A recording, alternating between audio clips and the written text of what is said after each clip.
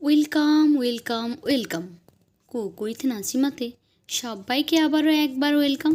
প্রতিদিনের মতো আজকেরও চলে এলাম দারুণ মজাদার একটি রেসিপি নিয়ে।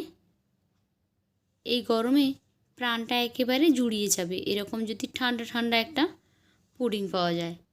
তাহলে চলুন চটপট করে এই রেসিপিটি দেখে নিন। এরকম পুডিং বানানোর জন্য প্রথমেই লাগবে জল।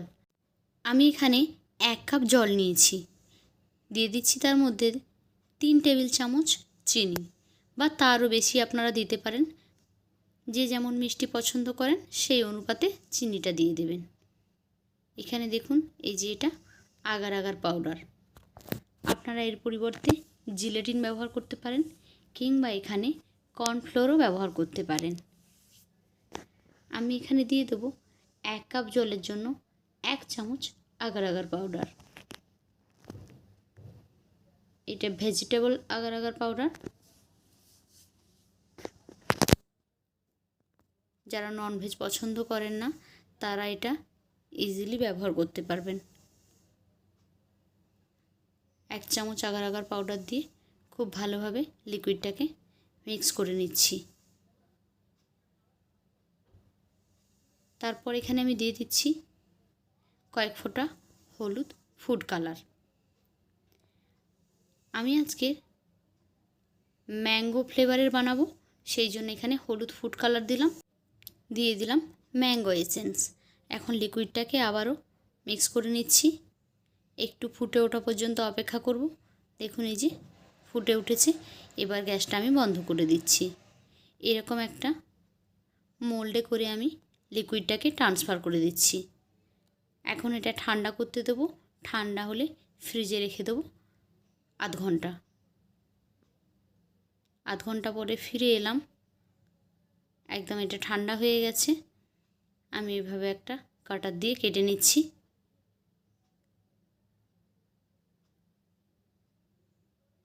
জেলিটা কিন্তু খুব সুন্দরভাবে বসে গেছে। দেখুন 30 মিনিটের কম সময় লাগে এটা সেট হতে।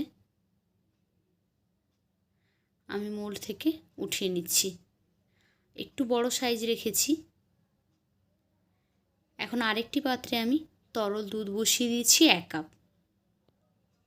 এখন এর মধ্যে দিয়ে দিয়েছি 3 চামচ চিনি, দিয়ে দিয়েছি এখানেও 1 চামচ আগার আগার পাউডার। তারপর সমস্ত লিকুইডকে মিক্স করে নিয়েছি। একটা ফুট আসা পর্যন্ত অপেক্ষা করলাম। ফুট এসে গেলে গ্যাসটা বন্ধ করে দেব।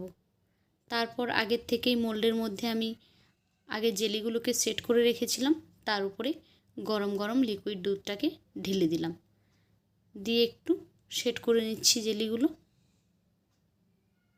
এটাকেও কিছুক্ষণ এভাবে ঠান্ডা করতে দেব। ঠান্ডা করে তারপর আমরা এটাকে ফ্রিজে রেখে দেব। 2 ঘন্টা পরে এটাকে বের করব। এখন এটা আমি ঠান্ডা করে নিচ্ছি। দেখুন 2 ঘন্টা পরে ফিরে এলাম। জেলিটা খুব সুন্দরভাবে সেট হয়ে গেছে। এখন এটা আমি ডিমোল্ড করে নিচ্ছি। এই যে দেখুন খুব সুন্দরভাবে সেট হয়ে গেছে পুডিংটা।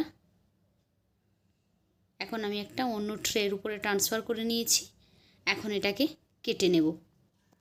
ঠান্ডা ঠান্ডা এই পুডিংটি খেতে কিন্তু ভীষণই টেস্টি, ভীষণ মজাদার একেবারে। এই রমজান মাসে একবার কিন্তু অবশ্যই আপনারা এটা বানিয়ে নিতে পারেন। যদি ফ্রেশ আম থাকে তাহলে খুবই ভালো হয়।